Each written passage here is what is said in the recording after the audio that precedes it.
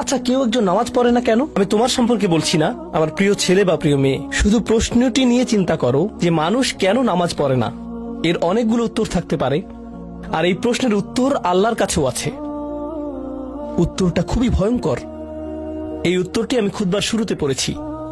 তিনি বলেন, ফালা সাদ্দাকা ওয়ালা সাল্লা ওয়ালাকিন কাযযাবা ওয়া তাওয়াল্লা। সে আসলে সত্য গ্রহণ করেনি এবং সে নামাজও পড়েনি। তিনি কাফের সম্পর্কে বলছিলেন।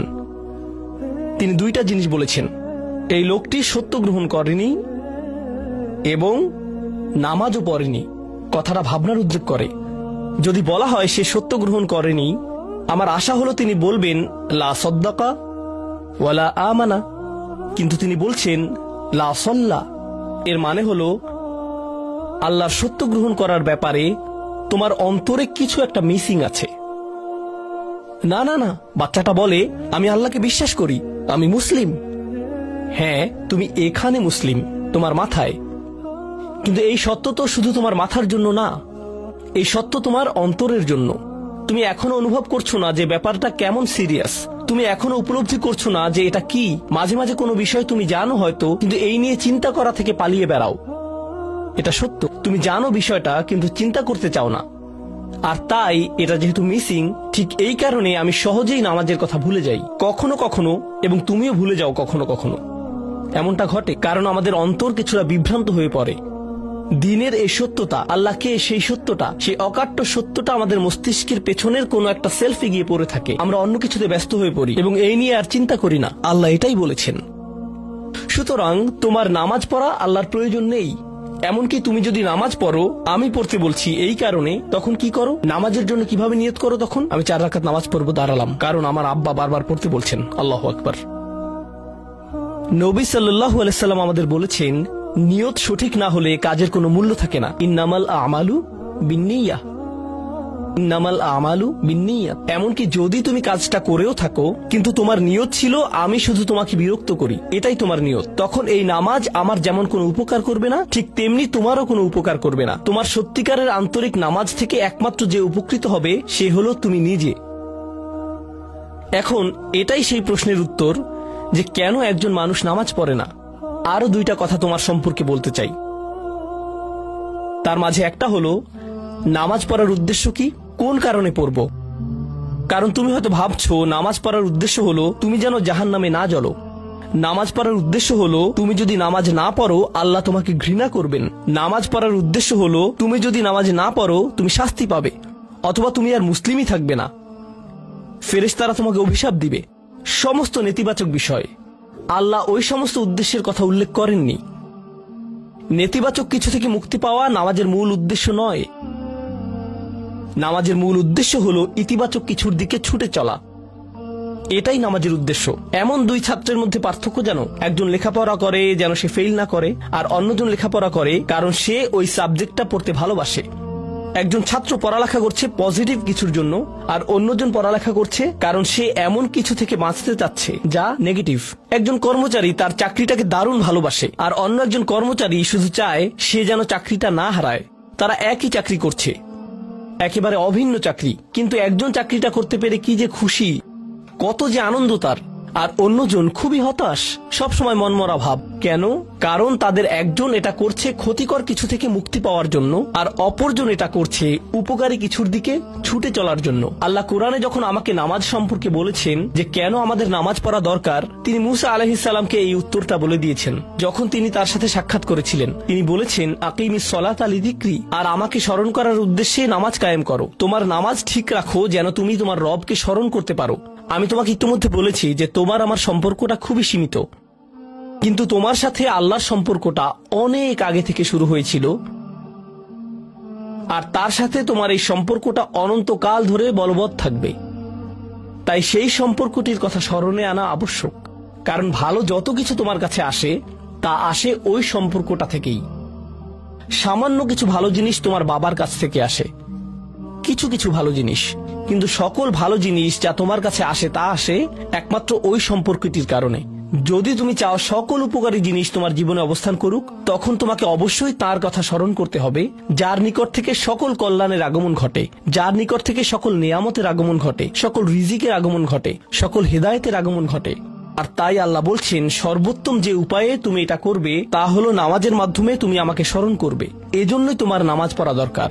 আচ্ছা, পরিশেষে এজন্যই তোমার এটা করা উচিত, কিন্তু তুমি এটা করছো বলেই সঠিক নিয়ত সহকারে আল্লাহ বলছেন কেবল এখানেই শেষ নয়, এর কিছু উপকারিতাও আছে। কিছু ভালো জিনিস তোমার পথে আসবে যখন তুমি সত্যি সত্যি আল্লাহকে স্মরণ করবে, যখন তুমি আল্লাহকে স্মরণ করবে যেভাবে তিনি চান সেভাবে, আর যে উপায়ে তিনি চান তা হলো এই নামাজগুলোর মাধ্যমে। তুমি যদি এটা করতে পারো, আল্লাহ বলছেন ইন্না সলাতা তানহা আনিল ফাহশাই ওয়াল মুনকার। এমনকি এই আয়াতেও ওয়ালা যিকরুল্লাহি আকবার, তিনি বলছেন নামাজের মধ্যে এই উপকারটি আছে যে এটা তোমাকে অশ্লীলতায় পড়ে যাওয়া থেকে রক্ষা করবে। কারণ অশ্লীলতা তোমার চারপাশে বিরাজমান, আর আমি প্রিয় পুত্র তোমাকে এটার সম্মুখীন হওয়া থেকে রক্ষা করতে পারবো না। অশ্লীলতা তোমার ফোনে, অশ্লীলতা তোমার স্কুলে, অশ্লীলতা তোমার বন্ধুদের মাঝে, অশ্লীলতা ঈদের অনুষ্ঠানে, যখন কোনো কর্নারে গিয়ে বন্ধুদের সাথে আড্ডা দাও, অশ্লীলতার উপস্থিতি তুমি সর্বত্র দেখতে পাবে। প্রতিবার যখনই তুমি অশ্লীলতার দিকে এগিয়ে যাবে, তোমার অন্তর ক্ষতিগ্রস্ত হয়ে পড়বে। আর আল্লাহ বলছেন যদি তুমি এই নামাজগুলো আদায়ে যত্নবান হও, এগুলো তোমাকে অশ্লীলতার করাল গ্রাস থেকে রক্ষা করবে। একবার যদি তুমি অশ্লীলতায় ডুবে যাও, তখন তুমি হয়ে পড়বে যেমন তুমি যদি দূষিত বাতাসে নিঃশ্বাস নাও, প্রথম প্রথম তোমার কাশি আসবে, কিন্তু যদি এতে বেশিক্ষণ অবস্থান করো, একসময় এতে তুমি অভ্যস্ত হয়ে পড়বে। অশ্লীলতাও ঠিক এরকম, এতে আকণ্ঠ নিমজ্জিত থাকলে একসময় এটাকে আর বড় অপরাধ বলে মনে হবে না, নিজেকে এর থেকে রক্ষা করার কোনো গরজ অনুভব করবে না আর, কারণ তোমার প্রতিরোধ ব্যবস্থা দূষিত হয়ে গেছে। এরপর তুমি এমনকি আরো বিষাক্ত আচরণের জন্য প্রস্তুত হয়ে যাবে, এমনকি আরো জঘন্য বিষয় ওয়াল মুনকার, এমনকি আরো ঘৃণ্য কাজও তোমার দ্বারা সম্পন্ন হয়ে যেতে পারে। অধপতনের অতল গহ্বরে হারিয়ে যাওয়া থেকে এই নামাজগুলো তোমাকে রক্ষা করবে। এই জন্যই তোমার নামাজ পড়া দরকার, এই সমস্ত কারণেই তোমার নামাজ পড়া প্রয়োজন। আমি বলেছি এই জন্য না, এই সমগ্র ভ্রমণের শেষে সিদ্ধান্তটা সম্পূর্ণরূপে তোমার।